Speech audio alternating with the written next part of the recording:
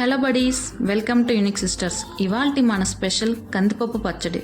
ఎప్పుడూ కామన్గా ఆవకాయ టమాటో పచ్చడి కాకుండా అప్పుడప్పుడు ఇలా 5 మినిట్స్లో తయారయ్యే పచ్చళ్ళు కూడా ట్రై చేయండి. దీనికోసం పెద్దగా కష్టపడాల్సిన పనేమీ లేదు, అన్నీ ఇంట్లో ఉన్న వాటితోనే చేసుకోవచ్చు. దీనికోసం 1 కప్పు కందిపప్పుని మీడియం ఫ్లేమ్లో 5 మినిట్స్ ఫ్రై చేసుకోండి. కంటిన్యూస్గా కలుపుకుంటూ ఫ్రై చేసుకోండి, లేకపోతే పప్పు మాడి పచ్చడి చేదుగా ఉంటుంది. ఈ పచ్చడి టమాటో పచ్చడిలో నెలల కొద్దీ ఉండకపోయినా ఫ్రిడ్జ్లో స్టోర్ చేసుకుంటే వారం రోజుల వరకు ఫ్రెష్గా ఉంటుంది.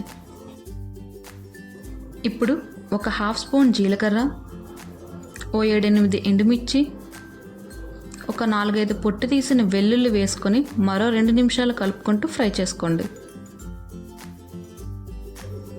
ఇందులోనే ఒక చిన్న నిమ్మకాయ అంత సైజ్ చింతపండు వేసుకొని స్టవ్ ఆఫ్ చేసి బాగా చల్లారనివ్వండి.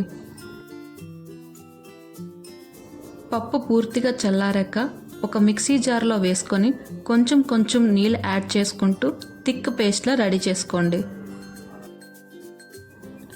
ఇందులోనే 1 టీ స్పూన్ ఉప్పు, 1/2 స్పూన్ పసుపు వేసుకొని వాటర్ యాడ్ చేసుకుంటూ గ్రైండ్ చేసుకోండి.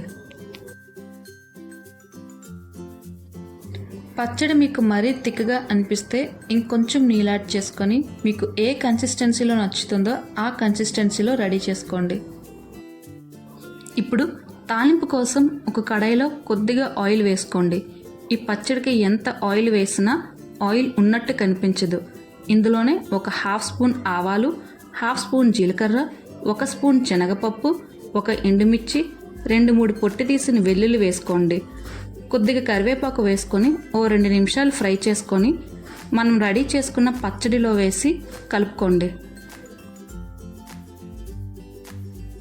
అంతేనండి, మన పచ్చడి రెడీ అయిపోయింది. దీన్ని వేడి అన్నంలో కాస్త నెయ్యి వేసుకొని తింటుంటే మతి మోకాల్లోకి, రుచి నరాల్లోకి పోతుంది. అంత బాగుంటుంది ఈ పచ్చడి.